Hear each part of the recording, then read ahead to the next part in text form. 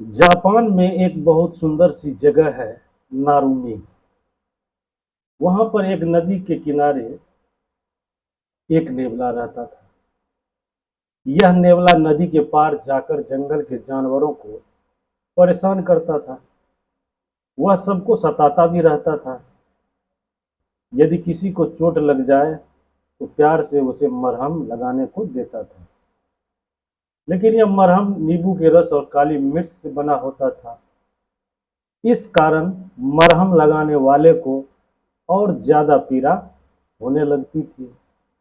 नेवले को यह सब देखकर और भी मजा आता था। उसने एक दिन खरगोश के साथ ऐसा ही किया। खरगोश ने उसी दिन सोच लिया कि वह इस दुष्ट नेवले को जरूर सबक सिखाएगा। और एक दिन खरगोश को एक बढ़िया उपाय सूझ गया। उसने दो टोकरियां ली, एक बड़ी और एक छोटी। बड़ी टोकरी के नीचे उसने तारकोल लगा दिया। खरगोश दोनों टोकरियां लेकर नेवले के पास पहुंचा और उससे बोला, चलो पहाड़ी के ऊपर चलें।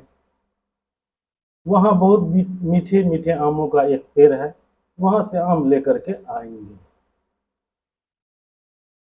लालची नेवले ने तुरंत बड़ी वाली टोकरी उससे ले ली। खरगोश तो यही चाहता था। पहाड़ी के ऊपर जाकर दोनों ने आमों से टोकरियां भर ली। बड़ी वाली टोकरी भारी हो गई। नेवले ने भारी होने के कारण टोकरी नीचे रख दी।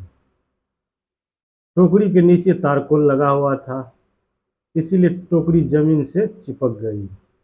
आमों से भरी टोकरी को नेवला छोड़ना नहीं चाहता था, इसलिए उसने पूरा जोर लगाकर टोकरी उठाई। इससे उसके पंजे छिल गए। खरगोश ने उससे कहा, दोस्त, तुम्हें दर्द हो रहा होगा, ये लो दवा लगा लो। नेवले ने जब दवाई लगाई तो दर्द से चिल्लाने लगा। असल में यह वही नींबू और काली मिर्च का मरहम था जो नेवला सबको दिया करता था। नेवला परेशान होकर नदी की ओर भागा। वह नदी पार करके जल्दी अपने घर पहुंचना चाहता था। नदी के किनारे पर दो नावें खड़ी हुई थी। एक पुरानी थी और एक नई चमचमाती हुई। वह तुरंत नई नाव में बैठ गया। इस नाव में एक छेद था। नाव डूबने लगी। नेवला किसी तरह नदी पार करके दूसरे किनारे पहुंचा।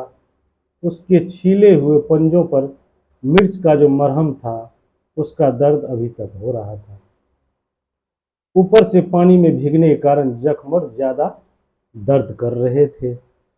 उस दिन नेवले को इस बात का अनुभव हुआ कि उसकी हरकतों से दूसरे जानवरों को कितनी तकलीफ होती होगी। उस दिन ने उसने कान पकड़ लिए कि वह अब किसी को नहीं सताएगा।